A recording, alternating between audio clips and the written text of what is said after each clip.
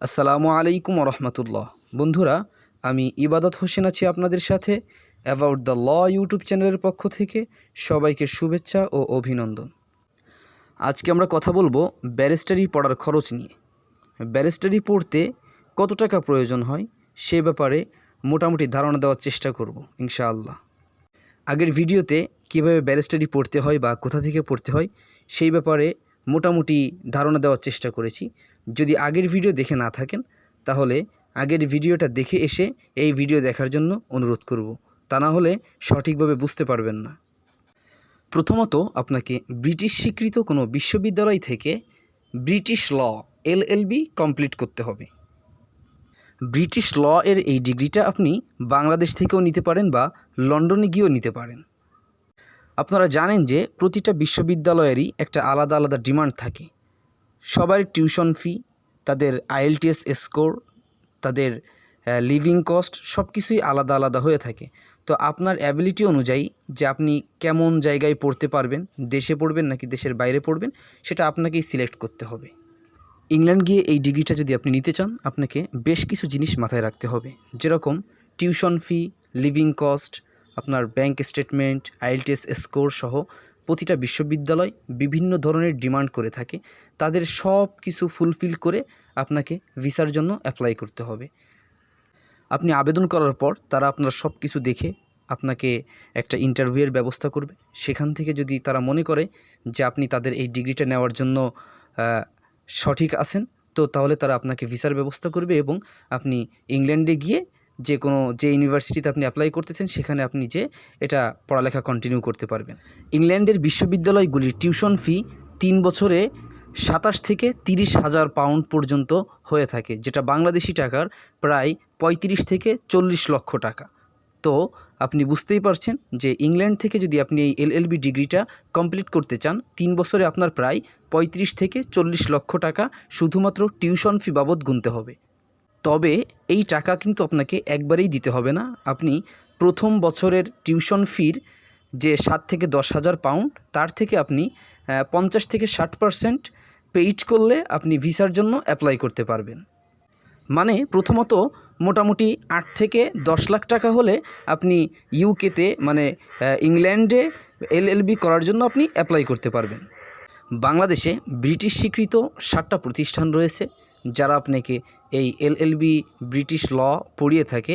তো এর ভিতরে Bhuiyan academy, Newcastle law academy, British school of law, BSC international limited, এরকম 7টা প্রতিষ্ঠান আছে যাদের কাছ থেকে আপনি এই ব্রিটিশ ল কমপ্লিট করতে পারেন।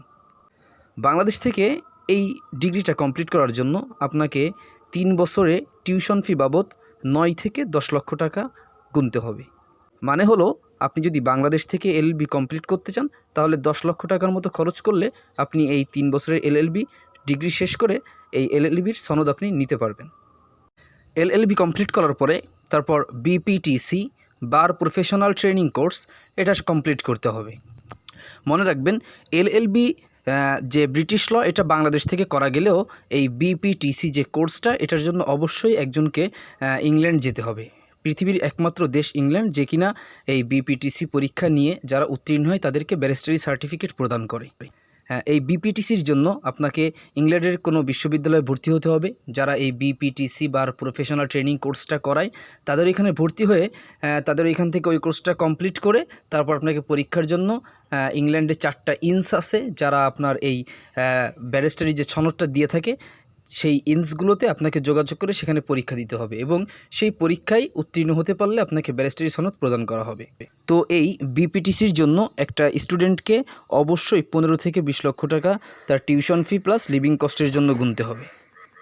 সুতরাং সব মিলিয়ে যদি কোনো ছাত্র ইংল্যান্ডে গিয়ে যদি ব্যারিস্টার হতে চায় তাহলে তার এলএলবি টিউশন ফি বাবদ 35 থেকে 40 লক্ষ টাকা এবং বিপিটিসির টিউশন ফি বাবদ 15 থেকে 20 লক্ষ টাকা, প্রায় 55 থেকে 60 লক্ষ টাকা তার খরচ করা লাগবে শুধুমাত্র এই ব্যারিস্টারি এই সার্টিফিকেটটা আনার জন্য।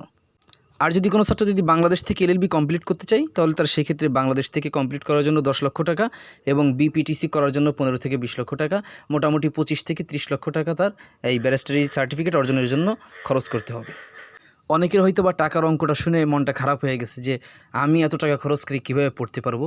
আসলে ব্যাপারটা ঠিক এরকম না। ইংল্যান্ডের বেশিরভাগ বিশ্ববিদ্যালয়ই আপনার ইন্টারন্যাশনাল স্টুডেন্টসদের স্কলারশিপ দিয়ে থাকে এবং তারা শতভাগ মানে ফুল ফান্ড স্কলারশিপ দিয়ে থাকে।